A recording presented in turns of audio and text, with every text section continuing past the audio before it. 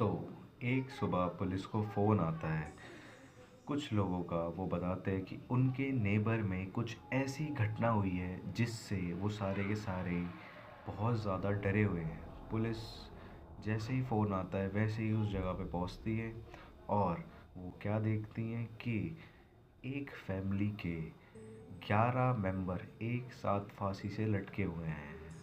तो ये केस है दिल्ली का और इस फैमिली का नाम है चुंदावत फैमिली, जिसके साथ ये इंसिडेंस हुआ। तो इस फैमिली के अंदर टोटल 11 लोग थे। राजस्थान से ये लोग बिलोंग करते थे, लेकिन ये लोग 1991 1999 से ये लोग दिल्ली के अंदर रह रहे थे। तो उन लोगों को, पुलिस वालों को, बाकी पड़ोसियों से ये पता लगा कि ये फैमिली बहुत ज़्यादा अच्छी फैमिली थी। मतलब इनको किसी भी तरीके की फाइनेंशियल इशू नहीं थे और काफ़ी ज़्यादा अच्छे से सारे के सारे लोगों के साथ रहती थी। मतलब ना ही ये लड़ाई झगड़े करती थी, ना ही ये कुछ नहीं, बस हंसी मजाक और खुश रहने वाली फैमिली में से एक थी। इनका एक स्टोर भी था चुंदावत प्लाई स्टोर के नाम से। इस फैमिली के अंदर उन अ, पड़ोसियों से उनको ये पता लगा कि इस फैमिली के अंदर टोटल 11 लोग थे। उसमें से सबसे बड़ी उनकी माँ नारायणी देवी, जिनके 3 बच्चे थे। एक भवनेश, दूसरा प्रतिभा और तीसरा ललित। भवनेश की बीवी थी सविता और उनके 3 बच्चे थे, एक ध्रुव, मीना और नीतू। प्रतिभा की एक बेटी थी, वो थी प्रियंका। और ललित उनका तीसरा बेटा था, जिनकी बीवी थी टीना। और टीना की जो बेटा था उसका नाम था शिवम। तो ये टोटल मिला के इस फैमिली के अंदर 11 लोग थे। नारायणी देवी के हस्बैंड भी थे, लेकिन 2007 में किसी लंग्स की प्रॉब्लम की वजह से उनका देहांत हो गया था। पुलिस वालों को वहीं मौकाए वारदात से एक डायरी मिली। उस डायरी के अंदर काफ़ी सारी चीज़ें डेविल से कनेक्टेड लिखी हुई थी। उनको ये रियलाइज़ हुआ कि इस डायरी के अंदर कुछ बहुत ही अजीब किस्म की चीज़ें लिखी हुई है। उन्होंने तभी उस डायरी को खोल के देखा और उन्होंने देखा कि इसके अंदर सारी की सारी वो चीज़ें लिखी हुई हैं जो उन लोगों ने करी।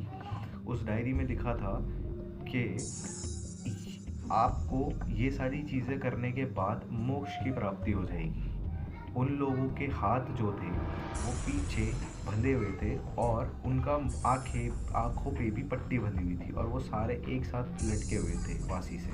और उनकी जो दादी थी, जो कि 75 ईयर्स ओल्ड की थी, वो अंदर अपने बेडरूम में उनको फांसी लगी हुई थी।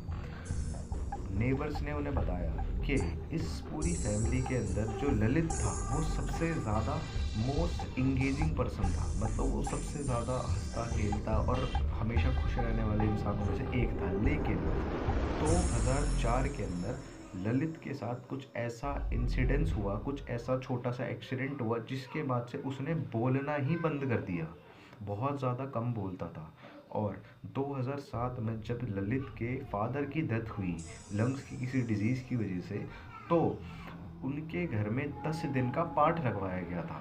उस पाठ के अंदर सारे दिन वैसे तो कुछ नहीं हुआ, सब कुछ बहुत ज़्यादा सही चल रहा था। लेकिन एक दिन ललित खड़ा हुआ और ज़ोर ज़ोर से चिल्लाने लगा, ओम ओम ओम, ओम ओम ओम। ये बिल्कुल वैसे ही कर रहा था जैसे कि उसके फादर किया करते थे हमेशा से। और उसने वो क्लेम करा कि उसके फादर उसके सपने में आके बोल के गए हैं कि वो जल्द ही वापस आएंगे। ठीक है। तो उस दिन के बाद से चंदावत फैमिली के घर में डेली रात को 9 बजे कीर्तन होना शुरू हो गया और 9:30 बजे सारे के सारे लोग बोलते थे कि उनके पापा आ रहे हैं अब। ललित के फ़ोन से पुलिस वालों को ये समझ में आया कि ललित उसको भूत प्रेत की चीज़ें जानने में बहुत इंटरेस्ट था। मतलब वो कभी कभी कब्रिस्तान में भी चला जाता था और काफ़ी ज़्यादा पैरानॉर्मल एक्टिविटीज़ पे वो ध्यान देता था कि ये सारी चीज़ें भी हो रही है सोसाइटी के अंदर या नहीं हो रही। मतलब उसका इस चीज़ की तरफ बहुत ज़्यादा आकर्षण था। उन्होंने उस डायरी में लिखे हुए, उस फैमिली ने उस डायरी में लिखे हुए इंसिडेंट्स को फॉलो करना चालू करा। उसमें काफ़ी सारी ऐसी चीज़ें लिखी थी, मतलब उन्होंने नॉन वेज छोड़ के वेज खाना शुरू कर दिया और सबके साथ बहुत ज़्यादा अच्छे से बिहेव कर दिया। उन्होंने ड्रिंक वगैरह सब बंद कर दी, बिल्कुल बिल्कुल बिल्कुल बंद कर दी कि उनको मोक्ष प्राप्ति होगी। उस डायरी के आखिरी पेज पे लिखा था कि जब ज़मीन कँपाएगी और आसमान फटेगा तो मैं तुमको लेने आऊँगा, ठीक है। जिस रात को ये इंसिडेंस हुआ, उस रात को उस सीसीटीवी कैमरा में पुलिस वालों ने चेक करा तो उन्हें ये मिला कि जो जिस टेबल के थ्रू और जिस वायर के थ्रू उन्होंने फांसी लगाई थी, वो टेबल और चेयर रात को वो बच्चे लेके गए थे, उन जो स्टूडेंट। तो आज तक इस केस के बारे में कुछ भी पुलिस वालों को नहीं पता लगा है।